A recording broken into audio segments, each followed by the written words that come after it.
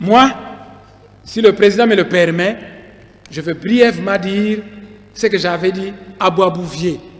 Et si le président le souhaite, qu'il demande à Boisbouvier de donner l'original de mon interview avec lui avant qu'il ne fasse les recoupages et les racolages. Alors vous allez écouter le tout parce que c'est extrêmement grave. Vous avez fait une déclaration d'1 heure, on coupe un petit morceau de 3 minutes, on vous présente et on dit voilà, Némoine, ça c'est pas pour un Dieu. Et vous croyez à ça, ce n'est pas du tout sérieux. Donc, Monsieur le Président, qu'est-ce que j'avais posé comme problème? J'ai dit ceci à Boisbouvier, lorsque vous parcourez les frontières de la République démocratique Congo, toutes les frontières, il s'agit donc de faire le tour de nos frontières depuis la côte atlantique jusqu'à la côte atlantique. Et j'ai dit ceci à Boisbouvier, quand vous êtes à Matadi, il y a une frontière coloniale là-bas. Et on vous dit, là c'est le Bas-Congo d'Angola, et ici c'est le Bas-Congo de la RDC, et au milieu il y a une frontière. Mais une frontière sert à séparer deux choses qui sont distinctes. Quand vous mettez de l'eau dans un verre, il n'y aura jamais de frontière de séparation. Mais si vous mettez de l'eau et de l'huile, il va y avoir une frontière de séparation parce que vous avez affaire à deux choses distinctes. Alors, un peuple, il paraît que vous êtes tous des chrétiens, des croyants, un peuple créé par Dieu pour vivre dans l'unité, on met une frontière qui la sépare. J'ai dit à Boisbouvier, déplaçons-nous et allons à Kahemba, le dossier Kahemba. Là-bas, vous verrez qu'on va vous parler des Tchokwe d'Angola et des Tchokwe de la RDC. Mais qui divise les Tchokwe à une frontière coloniale? J'ai dit, déplaçons-nous, M. Boisbouvier, et arrivons à Dilolo. À Dilolo, on va vous parler des Lunda d'Angola et des Lunda de la RDC. Nous nous sommes déplacés et nous sommes arrivés dans la région des Grands Lacs. J'ai dit là-bas, vous allez trouver des Nilotiques au Rwanda, au Burundi, nos frères Bantous, les Bantous, comment on s'appelle au Rwanda, les Bantous du Rwanda, nos frères Hutus, qui sont de part et d'autre de la frontière coloniale. J'ai dit à Boisbouvier que le grand chef coutumier Nandé ne s'embarrasse pas des frontières coloniales parce que souvent il va du côté de l'Ouganda pour trancher la palabre africaine qui concerne sa communauté. J'ai continué le long de la frontière et je suis arrivé, je lui ai parlé qu'ici, vous avez des Ngwandi de Yakoma et des Ngwandi de Centrafrique. Mais qui les a séparés? J'ai dit la frontière coloniale. Je suis arrivé dans Bandaka, j'ai dit, il y a des Mongos du côté de la RDC, des Mongos du côté du Congo-Brazzaville. Mais qui a séparé cette même? J'ai dit, eh bien, c'est une frontière coloniale. Nous sommes arrivés à Kinshasa, j'ai dit, les Batékés sont d'origine Congo, il y a des Batékés à Kinshasa et des Batékés au Congo-Brazzaville. Il y a des Manianga au territoire Manianga et des Manianga du côté du Congo-Brazzaville. Il y a des Bayombe du côté de la RDC et des Bayombe du côté du Congo-Brazzaville. Monsieur le Président, honorables députés, quand la frontière coloniale était passée dans le Manianga, il est arrivé dans un village appelé Kindamba, et cette frontière a traversé un cimetière, de telle manière que la frontière est passée au milieu, la tête du chef coutumier de ce pays était placée du côté du Congo-Brazzaville.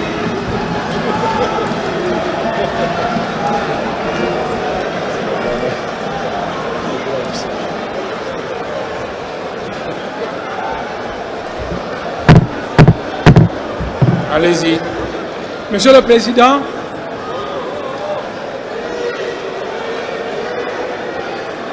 non, poursuivez. Donc, voyez, Savorien de Brazza, je vais répéter, Savorien de Brazza, un Italien naturalisé français, et Henri Morto Stanley s'est dû disputer la terre du Congo. Ils ont commencé ici, ils allaient tracer une frontière. Ah, ici c'est la France, là c'est la Belgique, là c'est la France. On arrive dans une certaine localité, la frontière arrive dans un cimetière. Et elle passe au milieu d'un tombeau dont la tête du chef coutumier se trouve du côté du Congo-Brazzaville et le reste de son corps du côté de la RDC. Alors j'ai dit à Boisbouvier que ça c'était les frontières Tout ça toujours externes. avec Boisbouvier. C'est très grave. Mais à l'intérieur, j'avais dit ceci à Boisbouvier, entrons maintenant à l'intérieur de la République démocratique du Congo. Les connaissances à ma disposition me disent que le Moulouba-Di Katanga et le Moulouba-Di Kasaï sont un même peuple. Avant les frontières coloniales, leur pays était un. Et quand la Belgique a fabriqué ces provinces, elle a tracé une frontière coloniale qui a séparé le Katanga du Kasaï. Et à cause de cette frontière coloniale, les Kasaïens sont chassés au Katanga, malmenés à cause d'une frontière coloniale. Alors j'ai dit ceci à Boisbouvier, nous qui sommes aux frontières, mais quand nous voulons aller poser des gerbes et des fleurs à nos ancêtres, tantôt les pieds d'un côté, les jambes de l'autre côté, nos frères Balouba, quand ils vont dans leur Katanga natal, puisque c'est le pays de leurs ancêtres, les Kasaïens, on les chasse. Alors qu'est-ce qu'il faut faire? Mais à l'image de l'espace Schengen, mettons dehors toutes ces frontières. Créons un espace Schengen à l'étendue de l'Afrique centrale où il y aurait libre circulation de biens et de personnes, où il y aurait un passeport unique. Autrefois, quand j'étais chef du laboratoire de bactériologie à l'Institut de médecine tropicale, j'avais un ami nandais qui s'appelle Kangeneti. Comment? Et autrefois, Kangeneti est venu me voir dans mon bureau, et ensemble avec lui, parce qu'il partageait mes idées, on disait... Mais honorable demande d'assez. C'est important, monsieur le Pourquoi président. vous vous adressez à moi? Adressez-vous à la plénière. Il faut convaincre la plénière, mon frère. Donc, On dirait que vous me cherchez des problèmes. Attendez. Puisque depuis que l'honorable me regarde, je commence à avoir sommeil. Il faut regarder les députés aussi. Ok. j'ai compris, monsieur le président. Comme ça, ils vont dormir un peu. J'ai compris, monsieur le président. Oui, ils commencent à avoir sommeil. Et j'ai dit, causant dans mon bureau, j'ai dit à mon ami Kangeneti, c'est un Ande du Nord Kivu, j'ai dit, mon cher, si on arrive à matérialiser notre projet, nous construisons un chemin de fer qui va de Libreville jusqu'à Dar es Salaam, sans frontières. Alors on circule. Chemin de fer d'où jusqu'où? Qui allait de Libreville jusqu'à Dar es Salaam. Parce que ça devient un espace Schengen au niveau de l'Afrique centrale. Donc, monsieur le président, si Boisbouvier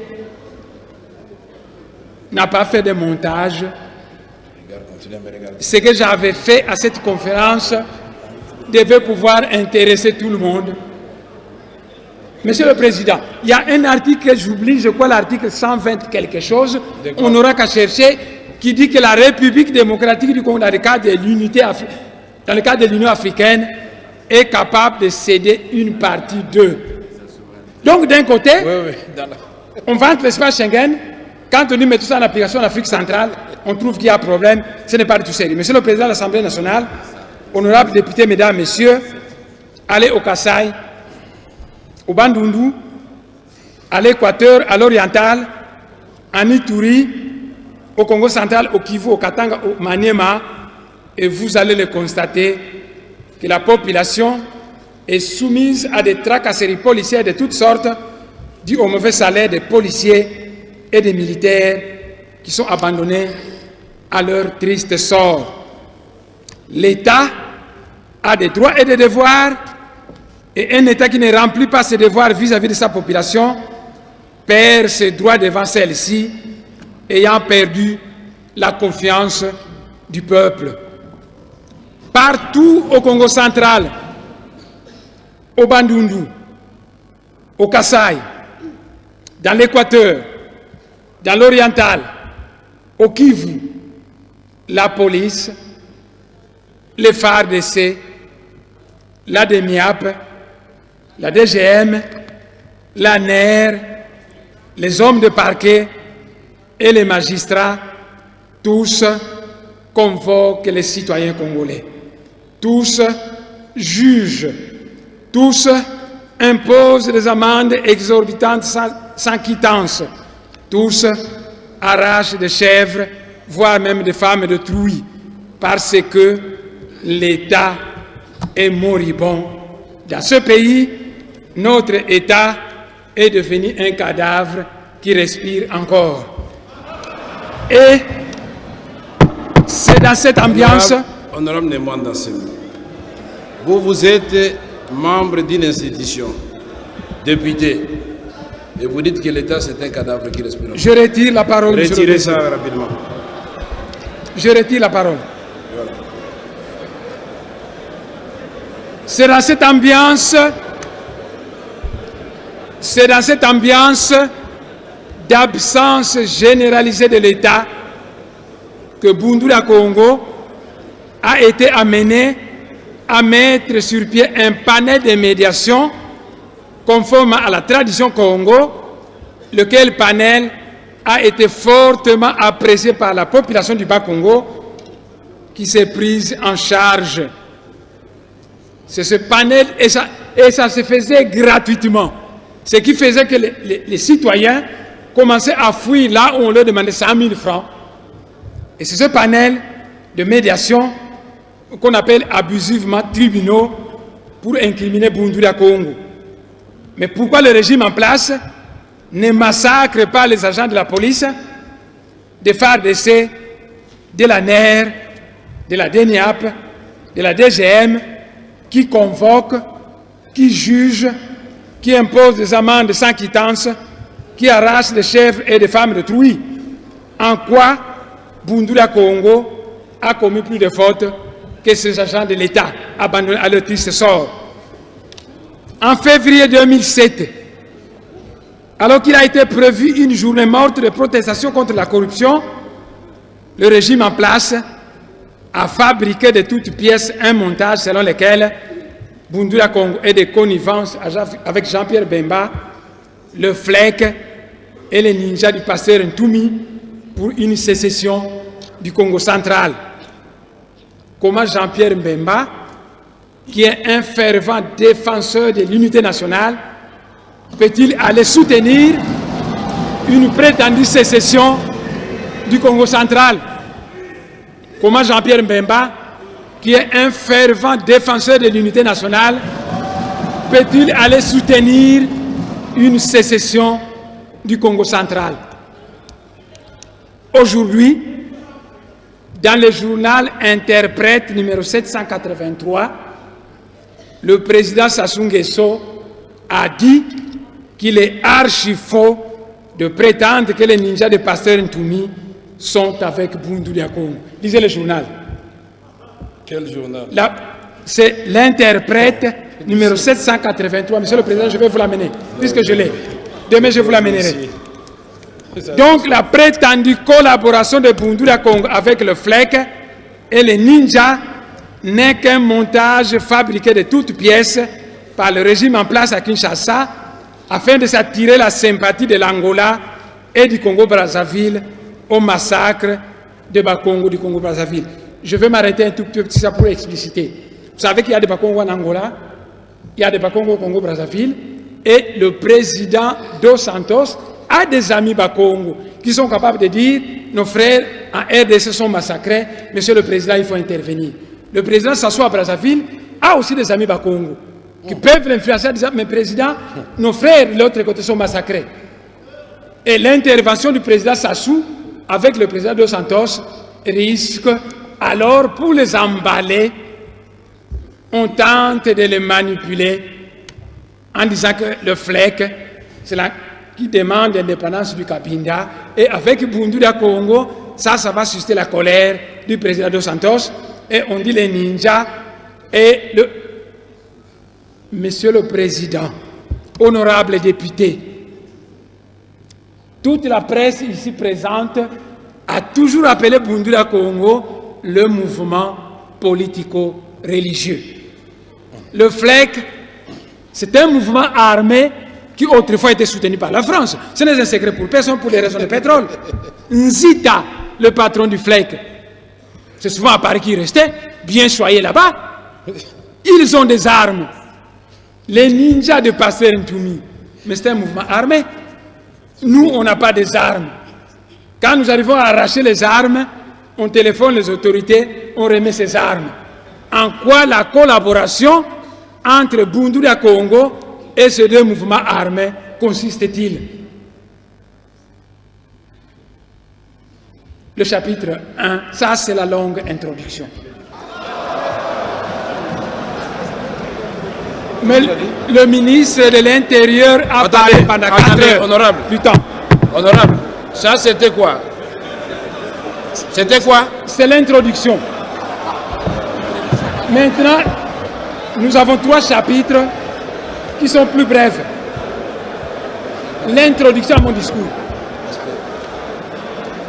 Nous entrons au chapitre 1, honorable député. Oui, l'introduction. Et le chapitre 1 s'appelle la restauration de l'autorité de l'État.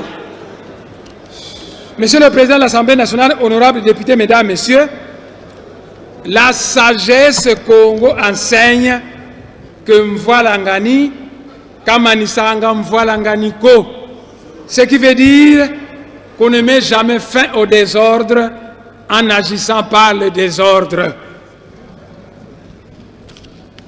Mvoilangani, Kamanisanga Mvoilanganiko. Ainsi, nous devons nous poser la question de savoir si le régime en place qui a prétendu aller restaurer l'autorité de l'État l'a fait conformément à la loi du pays ou bien elle l'a fait anarchiquement.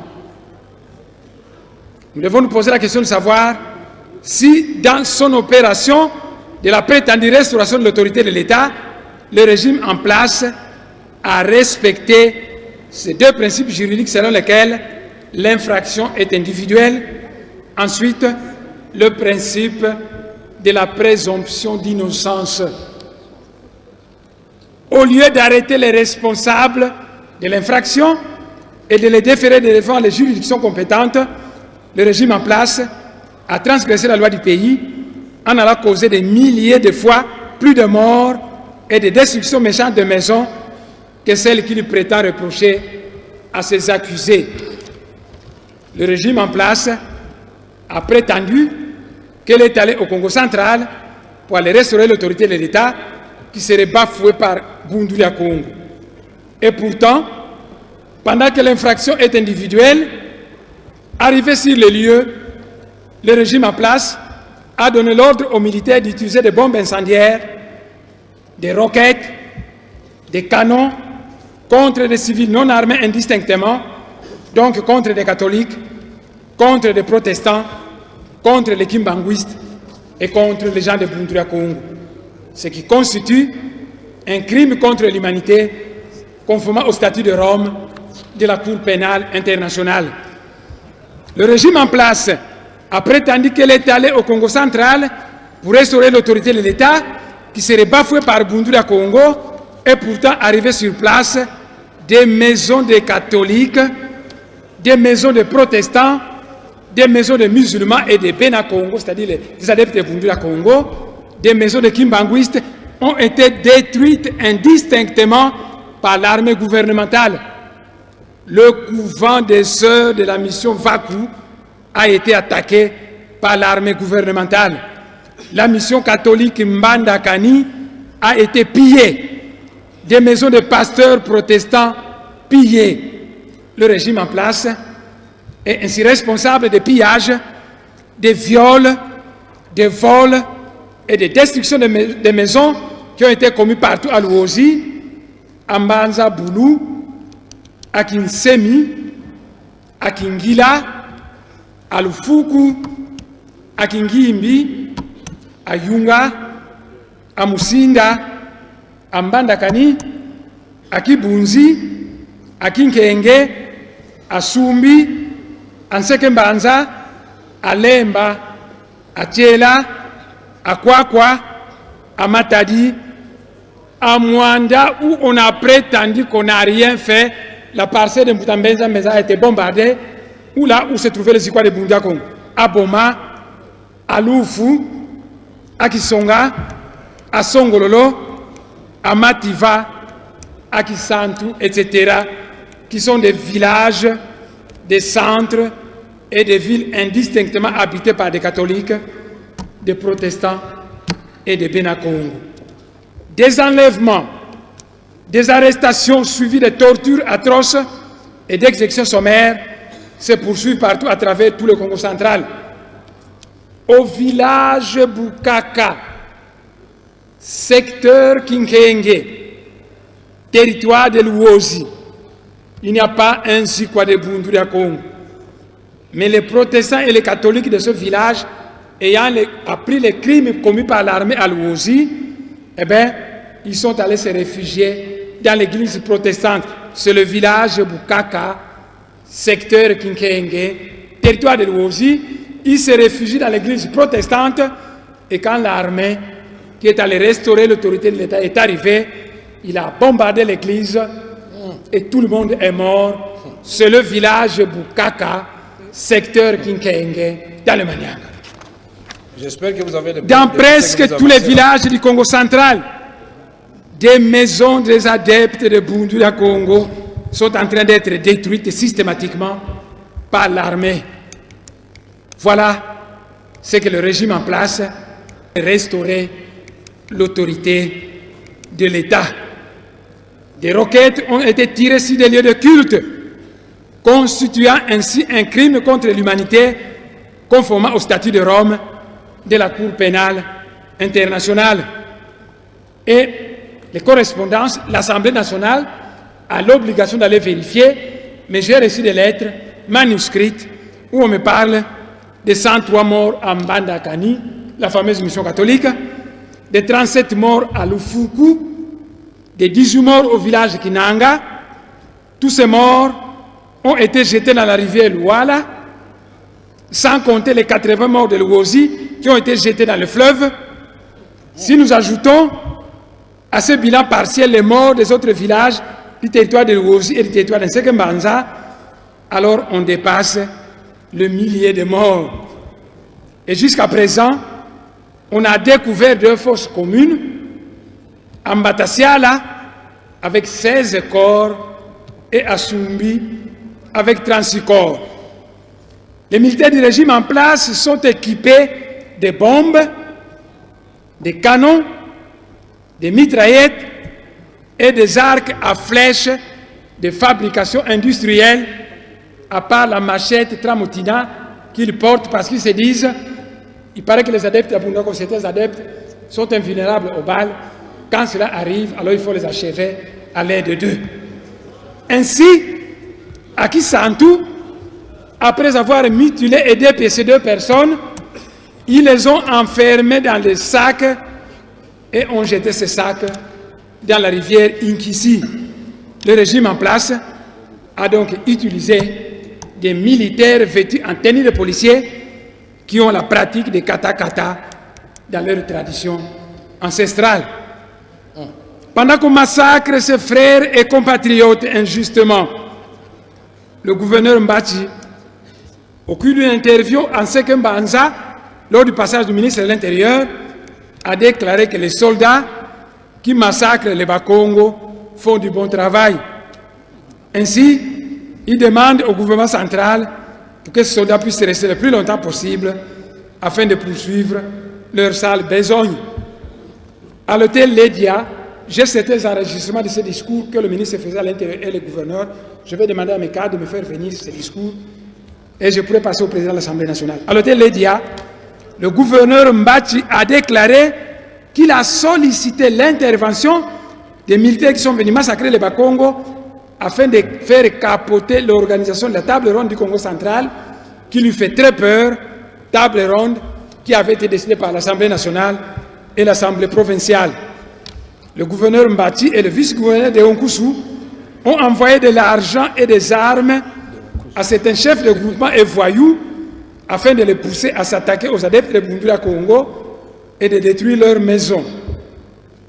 Question d'opposer les Bakongo entre eux, c'est donc divisé pour régner, mais voilà un gouverneur qui s'ingénie à opposer sa propre population les uns contre les autres en encourageant des destructions méchantes.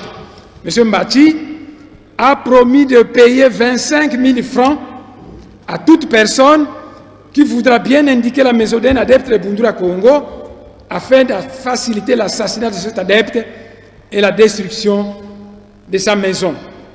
Beaucoup d'adeptes ont été ainsi tués à cause de cela, et beaucoup de destructions méchantes des maisons des adeptes de Buntu à Congo ont eu lieu aussi à cause de cela. Mbati et Théo Nkusu sont donc des co-responsables de tous les crimes qui ont été commis au Congo central. Le gouverneur Mbati a envoyé des émissaires en Sekembanza avec des haut-parleurs pour demander aux blessés, des catholiques, des protestants, des gens de Bunagong blessés, réfugiés dans une forêt, de sortir afin qu'on les amène à l'hôpital. 35 blessés sont sortis et mis dans un véhicule qui est allé les jeter dans le fleuve. Il y a un rescapé qui a été repêché par les Médecins sans frontières. Ils l'ont photographié et ils le gardent jalousement. Le jour où le président de l'Assemblée nationale et les honorables députés auront besoin de cet homme, il pourra venir. Les Médecins sans frontières savent de quoi je parle et à Matadi, le président de l'Assemblée provinciale avait besoin de cette pièce précieuse. Bon, la personne est disponible, tout dépendra de la décision du Parlement. Le gouverneur du Bas-Congo, M. Mbati, a envoyé une forte somme à Louosi pour corrompre des personnes afin de les pousser à participer à une marche de protestation contre l'honorable Mwanda Nsemi. Cette marche devrait exiger le retrait de son immunité parlementaire. L'opinion sera alors amenée, c'est comme en Yougoslavie, à penser qu'il s'agit d'une manifestation de la volonté populaire, alors qu'il ne s'agit, une fois de plus, que d'un acte participant de la corruption et relevant de ces pratiques antidémocratiques et frauduleuses auxquelles recourent toujours les tricheurs. Au sujet de cette fameuse marche, Mbati a envoyé plusieurs camions de femmes et de militaires, des policiers vêtus en tenue civile et autres personnes étrangères au territoire de l'Ouosi qui devaient pouvoir participer à cette marche.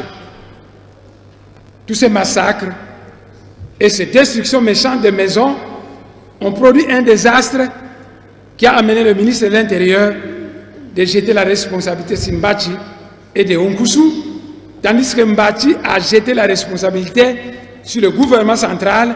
Ça a été enregistré, qui a amené au Bas-Congo des militaires vêtus en tenue de policiers qui sont venus de Kinshasa avec l'ordre de massacrer la population civile avec des armes de guerre. À l'époque actuelle, tant à Matadi qu'à Kinmazière, on est occupé à faire des montages et à confectionner des films déformant la vérité et à préparer des faux témoins. Certains films, vous les avez vus ici. Afin d'intoxiquer la population par ces montages non fondés, le régime en place a menacé certaines chaînes de télévision, dont Global TV et autres, les interdisant de diffuser la version de fait telles qu'elles sont connues par l'honorable Mwanda Nsemi. Honorables députés, mesdames, messieurs, l'infraction est individuelle. Ainsi, comment peut-on comprendre l'attitude d'un gouvernement central qui utilise les armes de guerre pour terroriser la population dont il est censé protéger? Partout à l'Est, l'autorité de l'État est bafouée. Mais là-bas, le régime en place ferme les yeux et n'agit pas. C'est seulement à l'Ouest, au Congo central, où le régime en place ouvre les yeux et déploie toute une armada de troupes et d'armements lourds, soi-disant pour aller rétablir l'autorité de l'État par le massacre et le génocide.